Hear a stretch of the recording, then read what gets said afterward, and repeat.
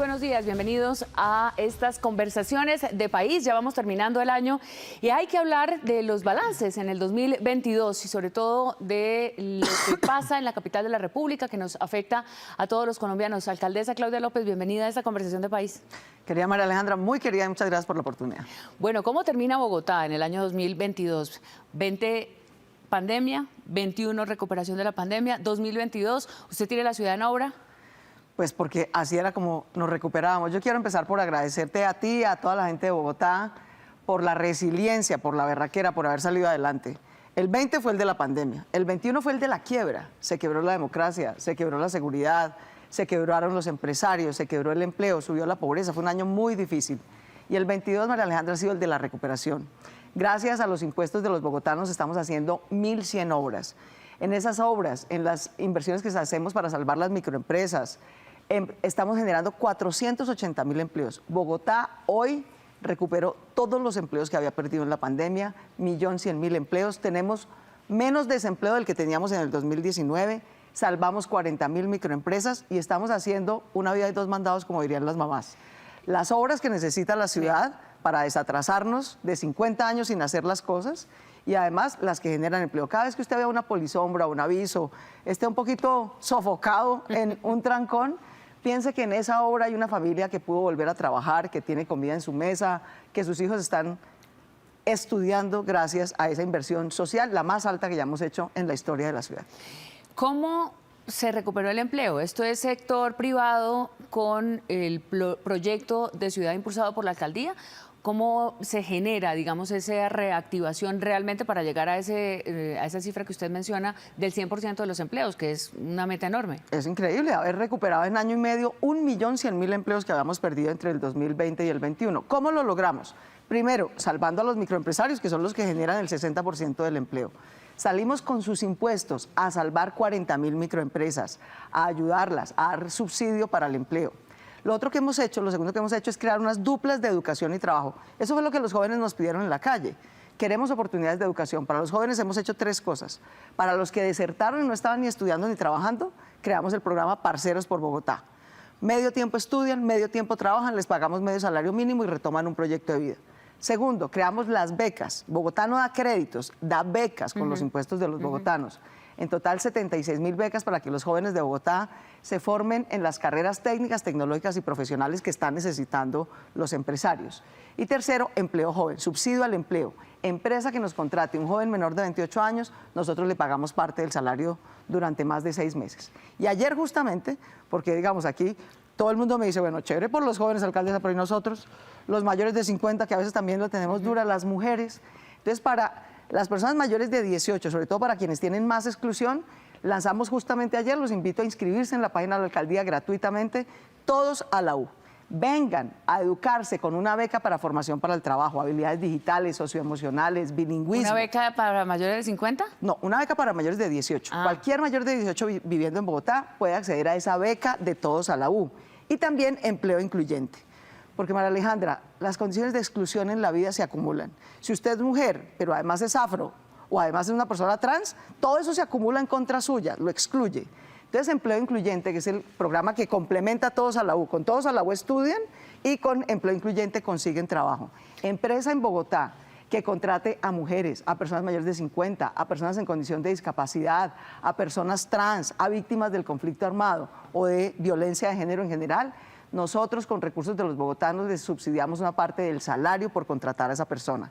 Y la tercera es haciendo obras, obras que necesitaba la ciudad. Estamos construyendo 70 colegios, la mayor inversión en educación en la historia de la ciudad, 20 centros de salud, 7 hospitales, la primera línea al metro, en total 1.000 frentes de obra. Todo eso sumado ha hecho que la inversión de los impuestos de los bogotanos genere 480.000 de los cerca de 4 millones de empleos que tiene hoy en total la ciudad. Y con eso bajamos pobreza, porque el mejor subsidio a la pobreza es un buen empleo. El Ejecutivo, y en el caso de la alcaldía, lo representa usted, es para ejecutar, justamente para echar a andar. ¿Cuál es la representación? ¿Qué significa Claudia López hoy en la política para Bogotá, pues en la gestión de la ciudad? ¿Usted cómo se ve a sí misma, digamos, al frente de esta tarea? Difícil, difícil, es un poquito incómodo hablar de uno mismo. No, pero digamos que yo sí creo que vale la pena porque todas estas obras y todas estas, digamos, concreciones de política pública, pues le dan a la gente, por supuesto, un bienestar. Pero la gente dice, no saben si fue la alcaldesa, no tienen tranquilidad, digamos, de saber cómo es. Yo lo que te diría es, la gente ya me conocía, digamos, haciendo periodismo, denunciando la corrupción, liderando la consulta anticorrupción, como senadora promoviendo la paz. Esta ha sido mi faceta de Claudia, la que tuvo que cuidar a una ciudad a la que le cayeron todas las desgracias al tiempo. La pandemia, el desempleo, la pobreza, el estallido social, la emergencia invernal. Entonces esta ha sido la faceta de Claudia cuidadora y de Claudia ejecutora. Yo he conseguido la mayor inversión en la historia de la ciudad porque la ciudad la necesitaba. El alcalde Petro en su momento, por ejemplo, sí, al tercer año había ejecutado 39 billones de pesos. El exalcalde Peñalosa al tercer año había ejecutado 43 billones de pesos. Yo a esta altura he ejecutado 63 billones de pesos, porque le pedí al Consejo de nuestra ciudad que nos dejara endeudarnos. ¿Qué familia no se endeudaría por darle la mejor educación a sus hijos? Eso exactamente es lo que está haciendo la Alcaldía Mayor de Bogotá. Endeudarse por la mejor educación, los mejores colegios, las becas en las mejores universidades y programas, el subsidio de empleo para que las empresas contraten. Entonces hacemos una vía de dos mandados. Le sirve a la empresa porque le ayuda a cubrir sus costos y le sirve a la persona que consigue un trabajo. Lo segundo es hacer la inversión en infraestructura de movilidad. Esta ciudad está trancada porque las obras no se hacen. De las obras se habla, pero no se ejecutan. Sí. Del metro se había hablado 50 años. Pues por fin estamos ejecutando el metro. La primera línea del metro ya no es un proyecto. 4.500 colombianos están hoy trabajando, construyendo el patio taller, la de 72 con Caracas, sí, que por ahí pasa el metro. Bueno, y además usted se empeñó en la segunda línea y ya va a echar entonces en 2 años. La segunda línea. Con pandemia, con vacunación, con estallido social, en 2 años conseguimos e hicimos todo para la segunda línea del metro, la primera subterránea, la que va a ir a Suba y Engativá. Hicimos lo que le tomó 20 años a la primera línea del metro. ¿Y usted ya le convenció al presidente Petro de abandonar la idea del metro subterráneo o cómo va eso? Pues estoy tratando de convencerlo desde el 2019. Que aquí le he dicho, estuvo el embajador Gustavo, en China y dijo que estaban hablando con los chinos que de pronto se podía cambiar. Pues todo se puede cambiar, pero también se atrasa, pero también cuesta más. Entonces, mi posición siempre ha sido la misma. Yo vine aquí a hacer y no a parar. Yo creo que el metro hay que hacerlo, no pararlo. De hecho, estamos construyendo la primera línea, vamos casi al 18% de ejecución y el año entrante contratamos la segunda línea, la que arranca en la 72 con Caracas, baja por la 72, se mete a la Cali y llega a Engativá y Suba. Son 2,5 millones de colombianos. ¿Cuántos años, María Alejandra, se había hablado de ampliar la autopista norte? Bueno, conseguimos la plata y al fin se está ampliando la autopista norte para que se merezca el nombre, pues una vía de 10 carriles y no el embudo que tenemos hoy. Estamos ampliando la séptima. Quiero decirlo de esta manera, durante esta alcaldía, 2 líneas de metro y todas las entradas y salidas a Bogotá están en obra ampliándose y mejorándose. Ya está en obra la Autonorte, la séptima para la ampliación, la nueva autopista sur que se llama Lo Sur y el año entrante empieza la 13 y la 80, porque la ciudad lo necesita, porque eso genera empleo. Y porque así nos demoremos 3, 5, 10 años en terminar esas obras, pues vamos a tener la ciudad que hemos querido tener durante 50 años, pero que nunca habíamos construido. Bueno, además porque en algún momento a alguna generación le toca aguantarse todas las obras, así que los que la están viendo dirán, bueno, sí, pero nos toca a nosotros en el día a día. Hablemos de la seguridad. Bogotá tuvo una tensión muy fuerte con la policía, los jóvenes, todo lo que le pasó al país con el paro nacional, pero especialmente la capital. ¿Cómo ha llevado esa tensión con la policía y cómo están hoy las relaciones alcaldía, Policía Nacional? Usted está apoyando, acaban de entrar policías a Bogotá. ¿Eso realmente está bien? Eso está mejorando y mucho. Y la tensión realmente era entre los jóvenes y la policía. Una tensión muy difícil, una tensión que en Bogotá empezó en el año 2020. El 9 de septiembre de 2020, algunos miembros de la policía masacraron a 13 jóvenes en nuestra ciudad. Los mataron a bala e hirieron a otros 75. ¿Y esos jóvenes por qué estaban protestando? ¿Por qué fueron a los CAIs? También, digamos, de manera violenta, muchos de ellos desafortunadamente, porque algunos miembros de la policía habían matado en un CAI a un ciudadano. Entonces esa tensión fue muy difícil y en el paro nacional pues fue peor, porque además muchos irresponsablemente lo que hicieron fue alentar a los jóvenes pues a que se tuvieran una radicalización violenta. Entonces, esas tensiones han sido muy difíciles de manejar, pero esas tensiones yo creo que han salido vía diálogo, vía corregir, vía someter a la justicia a los que violan derechos humanos o a los que cometen delitos. Yo creo que han salido cosas productivas para Bogotá y para la democracia. Gracias a la concertación y a los diálogos que hicimos con los jóvenes durante el paro nacional, creamos parceros para que jóvenes que habían desertado de la educación y no tenían trabajo, estudien y trabajen. Gracias a la concertación con los jóvenes hicimos empleo joven, hicimos las becas de jóvenes a la U. Entonces, dialogar sí vale. Y la inmensa mayoría de los jóvenes dialogó pacíficamente. Sí. Lo mismo la policía reconoció la gravedad de lo que había ocurrido, colaboró para judicializar a quienes cometieron esos delitos y esas violaciones de derechos humanos, porque la policía entiende que el fundamento de su autoridad es la legitimidad que tenga con la ciudadanía. Y judicializar a los que habían participado, que ahora hay un debate nacional alrededor de si pueden salir o no.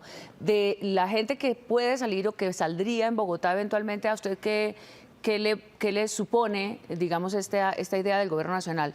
María y este Alejandra, tratamiento primera línea fuera. Si alguien ha luchado contra la impunidad, si alguien se ha sentado a trabajar con fiscales y jueces para que no nos pase esto de que con la policía, que trajimos más policía, 1.500 nuevos policías, más cámaras, más motos, acabamos de entregar el comando de policía más moderno de toda Colombia y América Latina. Y capturamos a los atracadores y delincuentes, a la señora que le roban el celular en el Transmilenio, al joven que le roban el morral. Y lo capturamos en flagrancia, todos lo cogemos y lo capturamos y 8 de cada 10 atracadores los dejan libres. Eso es de verdad como para darse contra las paredes. Entonces yo le digo a los fiscales le echan la culpa a los jueces a los fiscales. Yo le digo, aquí nadie le puede echar la culpa a nadie, queridos. Si 8 de cada 10 atracadores quedan libres, aquí hay un problema y tenemos que resolverlo entre todos. Si hacen falta más cárceles, pues hagamos más cárceles. Si hay vacíos normativos, pues cambiemos la norma. Yo me pasé 1.5 años cambiando la norma para que cualquier atracador que use un arma, que es como lo de sentido común, claro, eso sea un agravante y lo metan a la cárcel. No se está cumpliendo. Para que si usted roba hoy un delito de menor cuantía como un celular y lo dejan libre porque es menor cuantía, pero al día siguiente roba otro, eso se llama recurrencia, que eso sea un agravante y lo metan a la cárcel. No se está cumpliendo. Entonces, a mí me cuesta mucho trabajo, María Alejandra. Yo creo en el Estado de Derecho, yo creo en la democracia, pero la democracia se fundamenta en justicia. Quien comete un delito tiene que responder por él y tener una segunda oportunidad también en la vida. Sí. Pero las mayorías que queremos estar tranquilas en las calles, pero sin vandalismo... que no son los ladrones que no están judicializados por estos hechos, sino por la participación en los hechos, en las protestas, que van a salir... No, es que yo creo que esa es la narrativa que es incorrecta. Ya. Yo no sé en el resto del país, María Alejandra. En Bogotá, nadie está en una cárcel por haber participado en una protesta. Muy bien. Ni por haberse movilizado... Nadie está en la cárcel. Está en la cárcel los que están 5, ¿no? Que yo no, eso que dicen de la primera línea, no, yo ni siquiera creo que eran de la primera línea o no. Eran unos delincuentes, una gente que usó armas, que torturó personas, que las secuestró en los cambuches para torturarlas. ¿Eso qué clase de protesta? Eso es un delito. ¿Y cómo así de que después de 2 años los identificamos, los judicializamos, un juez de garantías, un fiscal, un juez en definitiva los condena y ahora los van a sacar? Entonces, ¿cuál es el mensaje a los jóvenes? Que lo que pagas es delinquir. Así te sacan, te dan plata, te dan oportunidades. La alcaldía hace lo que pidieron los jóvenes, que es darle oportunidades a las inmensas mayorías, al 99.9% de jóvenes que salieron pacíficamente, con arte, con música, con cultura, con movilización pacífica, a exigir derechos elementales. Querían estudiar, trabajar y tener representación. Eso hacemos en la alcaldía y eso es en lo que yo creo. ¿Cuál es el dolorcito, digamos, esa punzada que está ahí, que todavía no cede como alcaldesa? ¿Cuál es el dolor de Bogotá al que no se ha podido usted dar su medicina, el tratamiento? Yo creo que tenemos 3 dolores todavía. El primero, la impunidad en el atraco. Eso nos duele, o sea, seguridad, nos duele a todos. Uh-huh. No diría seguridad porque hay otras cosas en las que en cambio hemos mejorado mucho. Aquí, María Alejandra, la gente le olvida, pero hace 6 meses estábamos hablando de unos sicarios y unas bandas criminales que por exportar narcotráfico se estaban matando y dejándonos a la gente tirada en las calles. Sí. Los maracuchos, el Tren de Aragua, Satanás, todas esas bandas, en 6 meses las desarticuló nuestra Policía Nacional. 400 bandas están en la cárcel, 2.200 personas. Entonces, en eso somos buenos y en eso hemos mejorado mucho. Pero el dolor es la impunidad del atraco.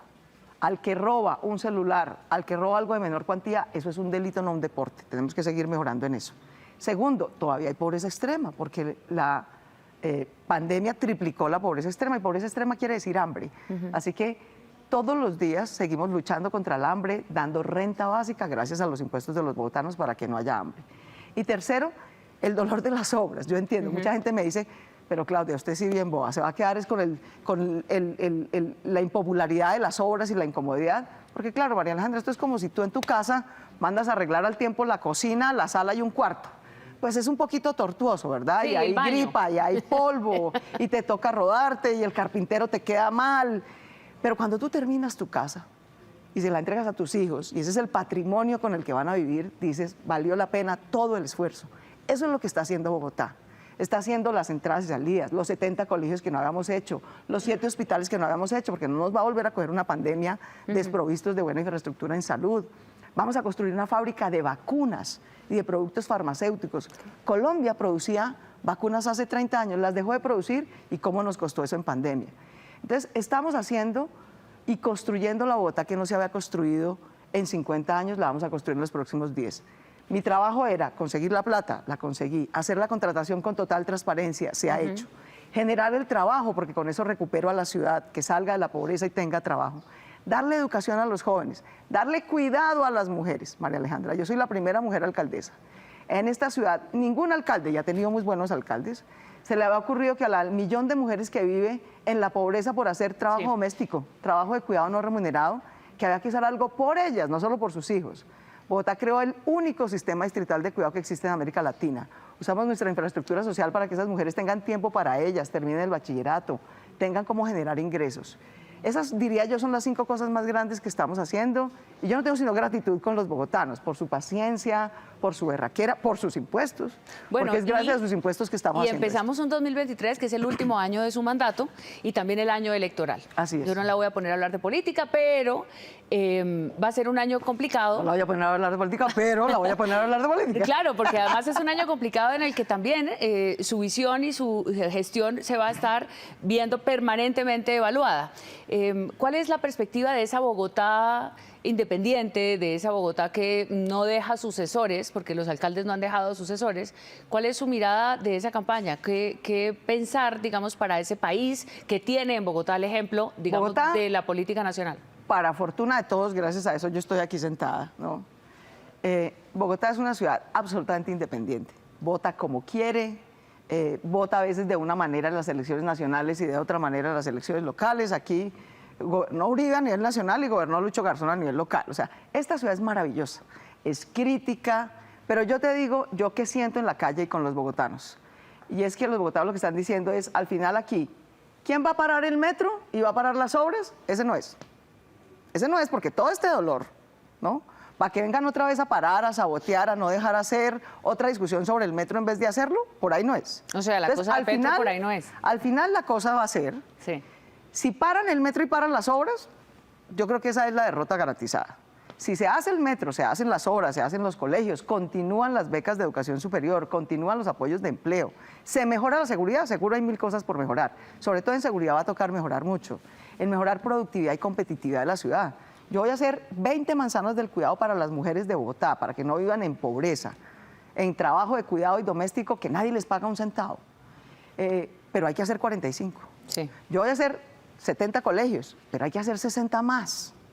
Yo voy a hacer 7 hospitales. Usted va a dejar la ciudad, 15 usted va a años, dejar la ciudad, usábamos hace un rato un símil, es como en el horno. Exacto. Está en el horno y alguien va a tener que sacarla y ese momento le va a, Entonces, le va a tocar ¿por qué? en campaña. Me va a tocar, no, pero no solo en campaña, María Alejandra. Yo le diría esto a No, a los bogotanos. que se le vayan a medir, digamos. Hay esta unas tarea. obras, ¿sí?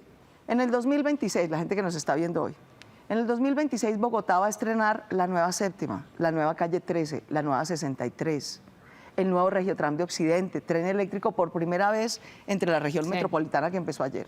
En el 2028 va a estrenar su primera línea del metro, si no la paran. En el 2032 va a estrenar su segunda línea del metro, si la dejan hacer.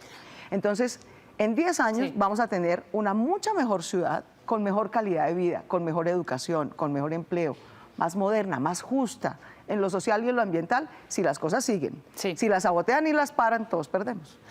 Bueno, Claudia López, 2022, esta es la perspectiva, la ciudad, el balance que hace la alcaldesa de este año que termina. Muchas gracias por esta conversación de país. Hablar de Bogotá es hablar del país y justamente al revés también. Todos los fenómenos nacionales se reflejan en la capital de la República. Vamos a un corte y ya volvemos en Noticias Caracol.